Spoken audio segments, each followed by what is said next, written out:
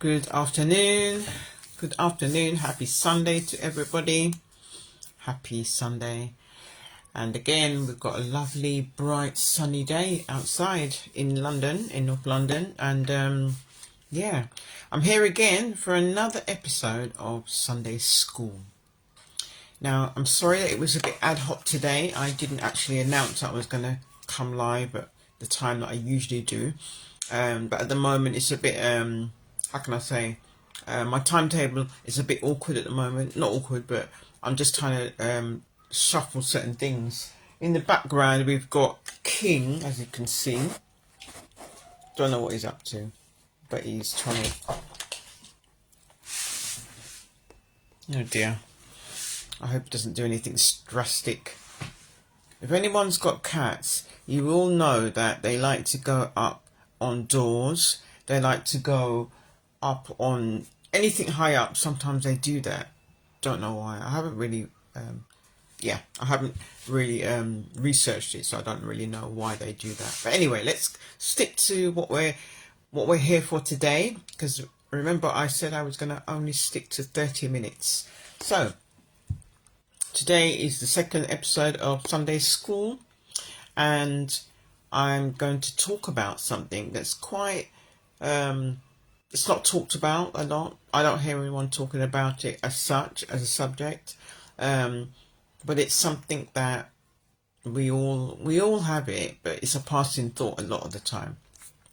So have you ever had a reoccurring itch, something that niggles you all the time, something that constantly is reappearing in your mind, something that dawns on you quite often enough, and it just sort of tells you something about yourself, something that's ingrained in you, and you know it's a deep-seated feeling that you have quite often about this. I call it an itch because an itch is something that it never goes away. It's like, well, this kind of itch doesn't go away, but what happens is you keep trying to medicate it with something. You might what does it look like in the human being? You might eat things like chocolate. You might say to yourself, I need to find love.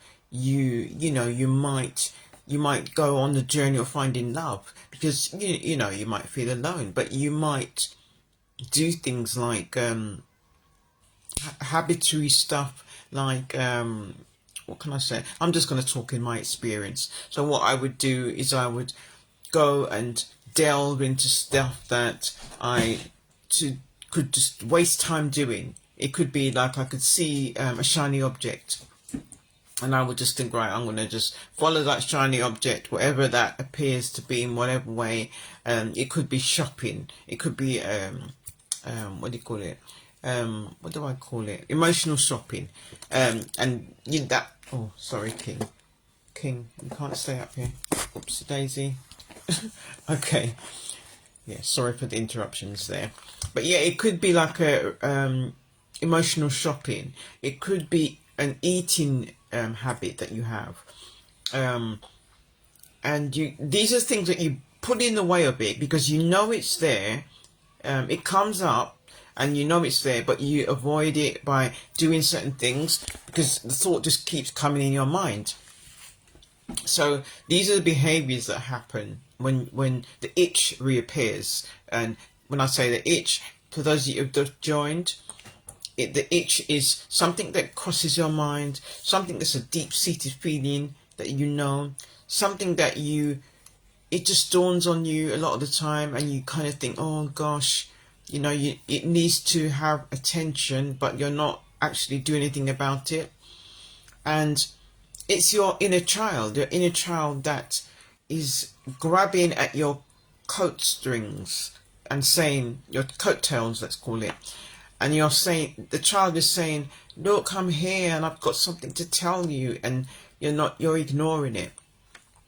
I talk about it in this way because this is the kind of thing that happened to me growing up as I would say I knew about it from when I was a young child, because I was doing it.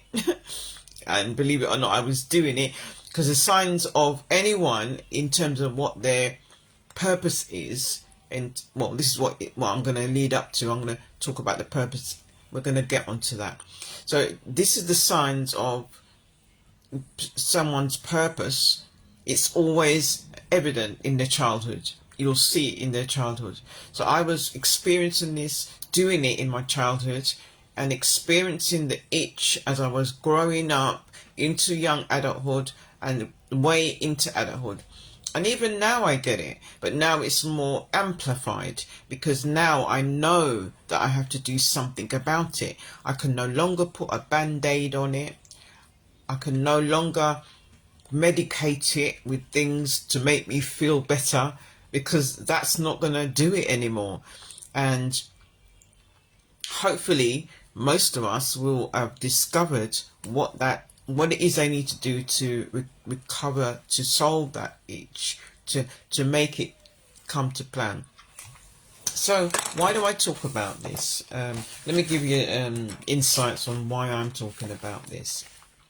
So when I say the itch, first of all, let me just say the itch is something that you have embedded in you as a human being. It's something that you are naturally good at. It's something that you have knowingly within you, and you just know it's there, and you just don't know what to do about it sometimes, but it's always there. Or some of you may have already done something about it. Hopefully that's the case. So now when let me just give you a little scenario story. Well, it's not a scenario, it's a true story. And most of you will know about the good book, the Bible. And I will say that in the Bible, in the beginning chapter, Genesis, there is a story about obviously Adam and Eve. And when God made man, he made man on his own. Obviously he made Adam on his own. But then God saw that there was a problem. He saw that there was a problem, and then he made a woman. So he made a woman. So in saying that, that means that God made man for a purpose, obviously, and then he saw there was a problem with man being on his own, and then he made a woman as the solution. So that was on purpose. So women were created for a purpose as the solution to man. So now when man made woman, he knew that that was the solution. So what that equates to is when he created us as individual human beings, knowing us, because remember, God saw us before he saw us out of body. In other words, we weren't even born yet, and he saw our life before we were born. So he knew that whatever you were born to do, he already knew that you were a solution to the problem that he had in mind. So I hope I'm explaining that quite simply for you all. I can't see anybody on this live at the moment, but if there is anyone on live, please do share a hashtag live. It would be great to see you on this live, and let me know that you're watching. If you do come on the replay, please drop me a hashtag replay. It would be great to see you on this live. Let me know if you got any questions, any comments on what I'm talking about. Then I will come back and I will answer your comments. But yeah, we'd love to hear some of you come on this live and join me. It'd be lovely to hear that. So where was I? So when God made you, he made you for a specific reason. So he knew before you were born that there was something that you were specifically born to do as your purpose, because you are a solution to a problem in your life that he saw that was going to happen down the line in your life. So he created you for a specific reason. So you're not here by accident. You're not here by accident at all. You know, you're here for a real reason. Did you know that the first car was built by accident? It was by accident that the first car was built. And then, obviously now today we have electric cars and everything like that. But the first car was built by accident. You know, that was because somebody, and obviously it was created by an idea. It was first started off as an idea. And then not sure what the original idea was, but then obviously out of that idea, with the experiment, came the car. So that's how the car was produced. It was from an idea, and then there was a accident, or well, not an accident, it was just a mistake that they must have made, and then they discovered something, and it produced the car that we have today as the electric cars and everything like that now. So every time there is a problem, there is somebody out there in the world that has the solution to this problem. And that's a fact. You know, it's a fact that everybody is a solution to any problem out there. Meaning that everything under the sun has already been done. Somebody is out there with the answer. You are the solution to the problems in the world, if you like. You can look at it like that. I've got some brief notes here because obviously I want to stick to time. I don't want to go over time. So in my life, I know that with the itch that I've had, it's been a reoccurring. I'll give you a little insight how it's been showing up with me. With me, what's been happening is, let's say that I have been in a job for too long, for instance.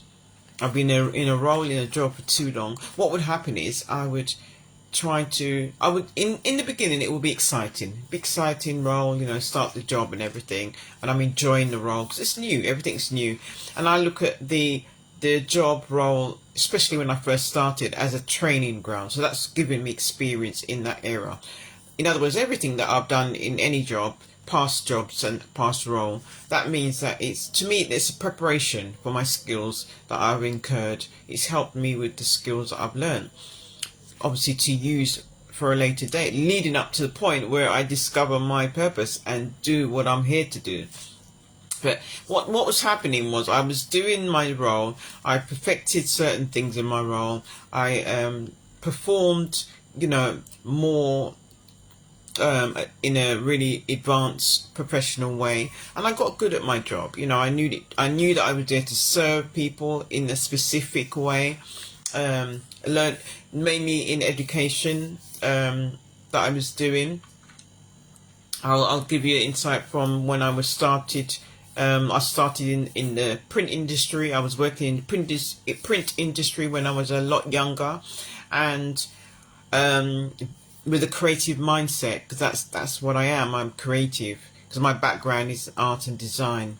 So I went into the print industry, saw a lot of computer technology being developed from way back before they were even in our household, and then I started to have ideas about what I could use the computer for. You know, my ideas were just coming out. I started creating stuff in my mind. Then I started to put it on paper, pen and paper to begin with. Then I used the computer to try and develop certain things throughout the years. Always in my lifetime, with my specific skill that I have, I've always had creative way of doing things, always thinking of a solution to something. Someone has a problem with whatever it is, I would quickly think in my mind, how could we solve this? You know, that's just my mindset in terms of problem solving. I always think about solving things, not necessarily trying to support people all the time to give them a solution, because they might not want the solution. Obviously, sometimes you have to allow people to figure things out. That's how they develop their own problem solving skills. But then I went into education. I crossed over my skills into education, working in the role for some time, as long as 15 years or so. And when it got to the later years in education, working in that field, I began to become what's the word? I began to feel a bit not self-fulfilled. I started to feel a bit not self-fulfilled in what I'm doing. Wanted to progress more in certain things that were deep-seated in me. I knew I had the skill to design and to create stuff, so I wanted to perfect that. I wanted to go into doing more of that, and to be a specific role into doing that. So I knew I had outgrown certain positions, certain roles in the job.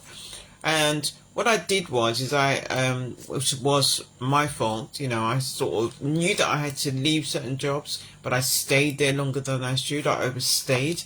And I got a nudge, when I say a nudge, I describe it like that now, to basically, in my gut feeling, I knew that I had to leave the job.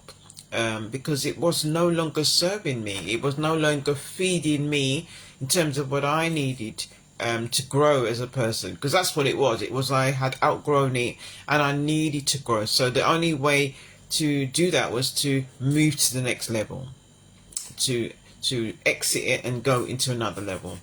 And so I ignored that, and what happened is I'm not going to tell you exactly what happened, but God kind of nudged me to move out of the job, and hence I'm working in further education.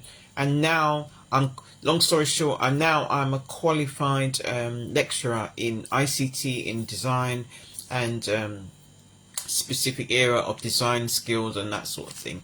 So, but all along that journey, I had inklings of awakening situations where I was nudged to move along, to do certain things to improve my growth in who I am. Because other than that, behind the scenes, I was feeling quite low in myself. I was feeling undervalued. I was feeling dissatisfied with what I was producing. I wasn't getting the backing to do what I wanted. I wasn't feeding my soul in what I needed. So I needed to move out of what I was doing and basically take a risk. I needed to take a risk. Some of us don't feel we should take risk, but I'm having to say this, sorry, but risks are so important. To take a risk is so important, because other than that, what are we doing? We're staying in our comfort zone. I'm just looking at the time. We're staying in our comfort zone, and we should know by now that nothing grows in the comfort zone. Nothing grows. You don't progress. You do not evolve as a person. Nothing grows in the comfort zone. You just stay comfortable and you don't grow. And sometimes, we decide we get irritable. If we stay in our comfort zone, we get irritable. We start to complain. We start to just be critical of everything. This is what happens if you regress as a person. You'll start to just become the opposite to what you really are. And it's not a pretty sight. It's just obviously. Hence why you might see some unhappy people in the world. Obviously, we've all got to work through our own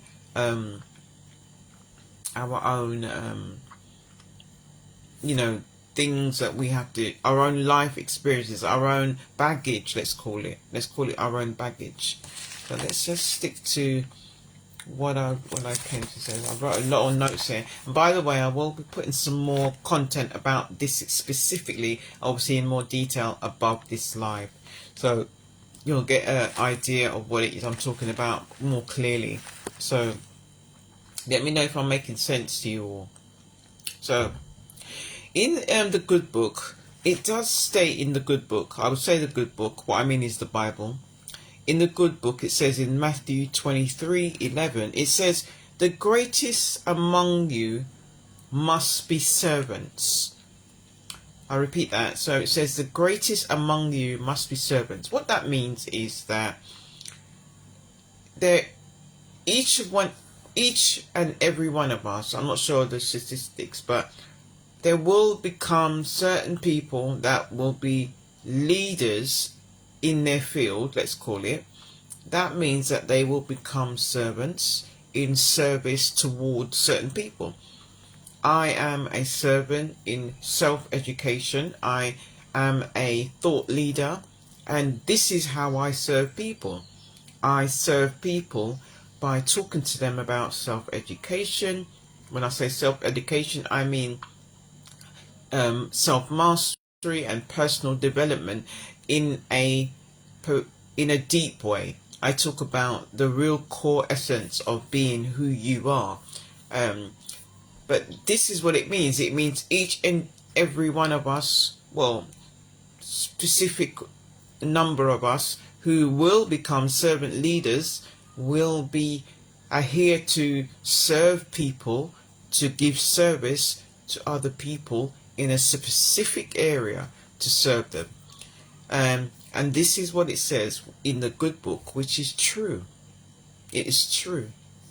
And hopefully most of us who are led to become leaders, servants, will take up the mantle and will possess our God-given gift. Call it a gift. It's a God-given gift to do and follow through, because it's not something we choose a lot of the time. It's something that is given to us. It's our calling. That means it's calling you from within. It's saying to you, this is what the itch is. The itch is constantly nagging at you. You've got to do this thing that you're here to do. So that's what, I'm just giving you some backup information, because it's not something that I'm just talking about.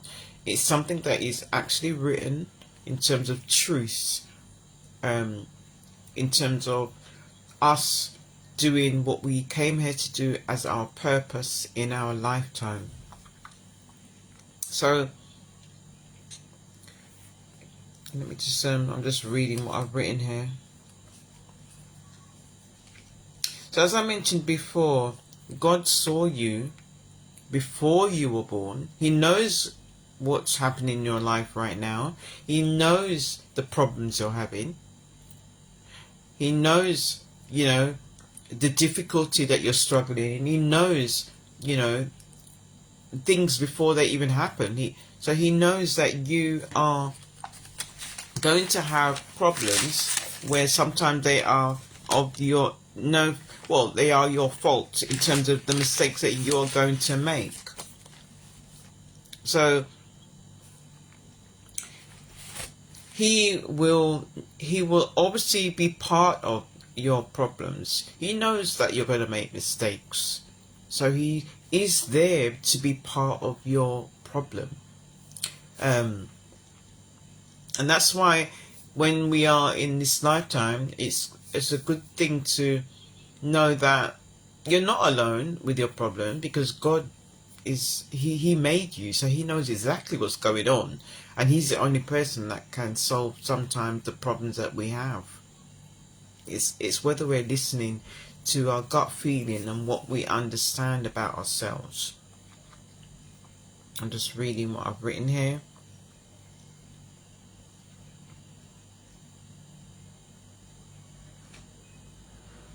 So if God made us knowing that we were going to make mistakes, what that adds up to say is that God actually knows that we're going to make mistakes. So that means that he is part of our journey in the purpose that we have. He knows exactly why he made us, even though he knows we're going to make mistakes.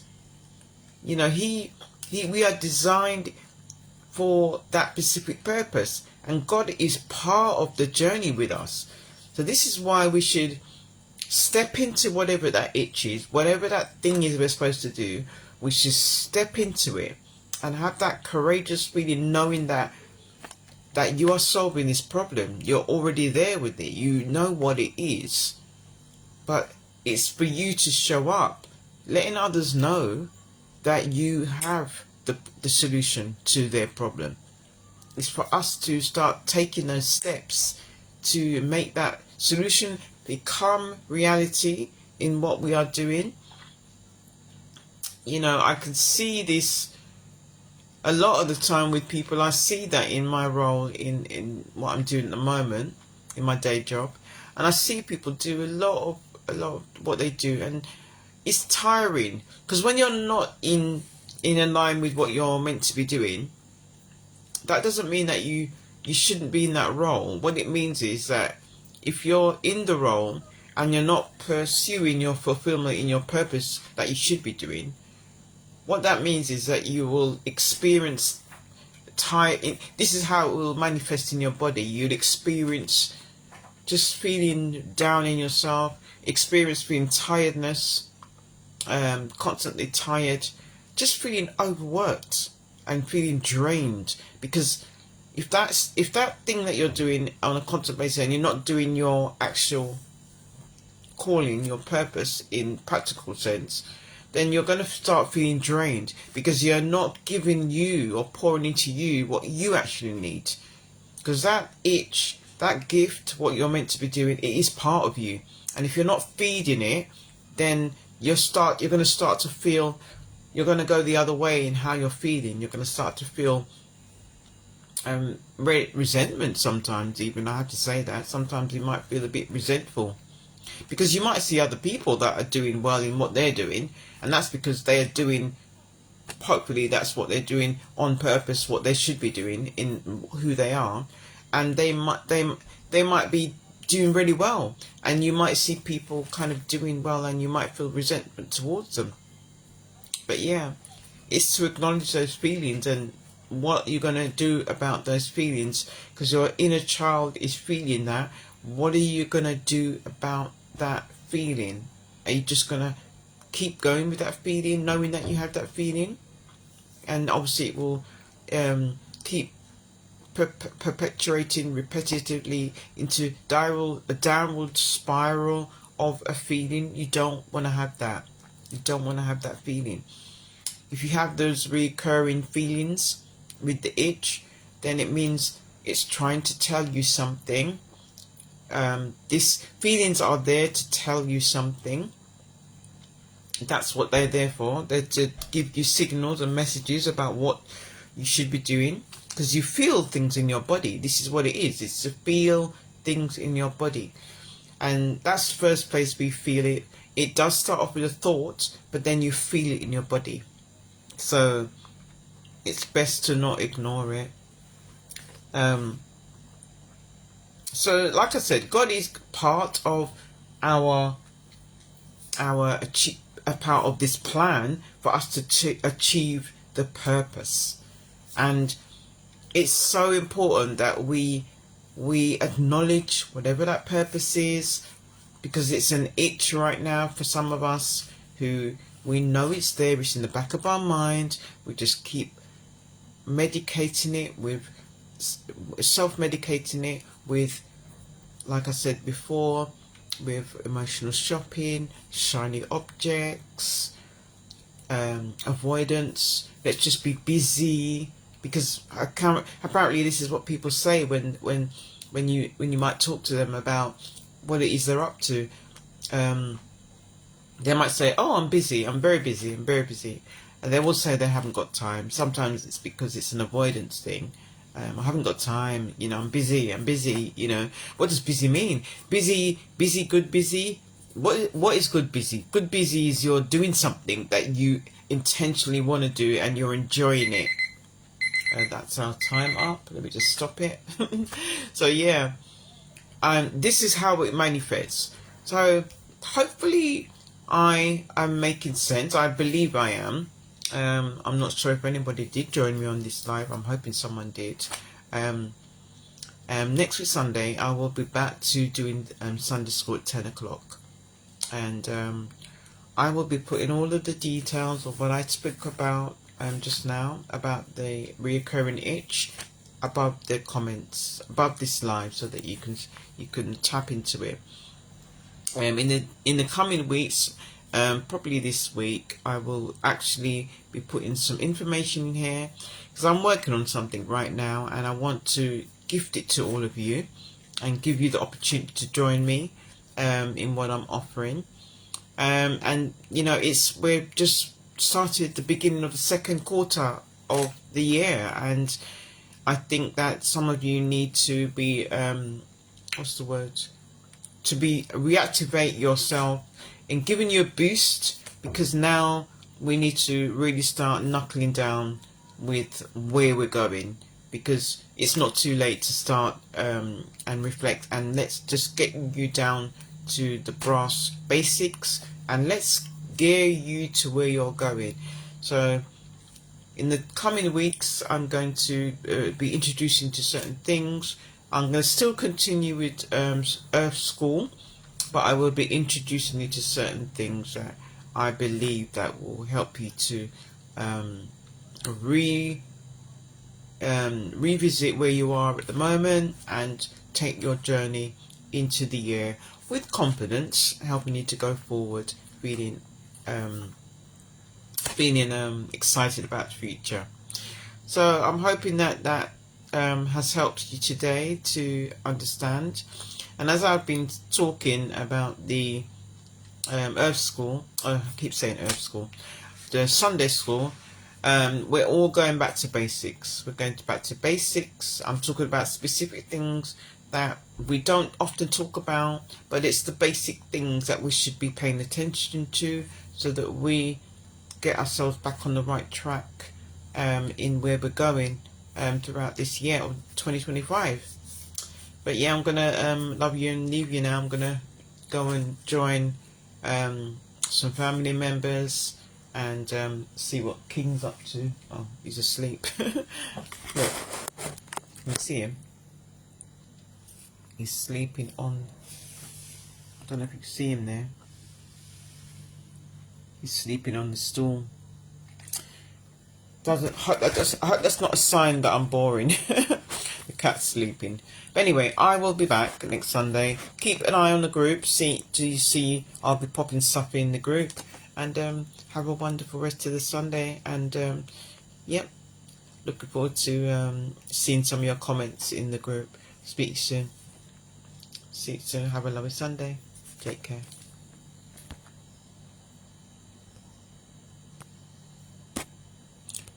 Oh, my phone won't go off.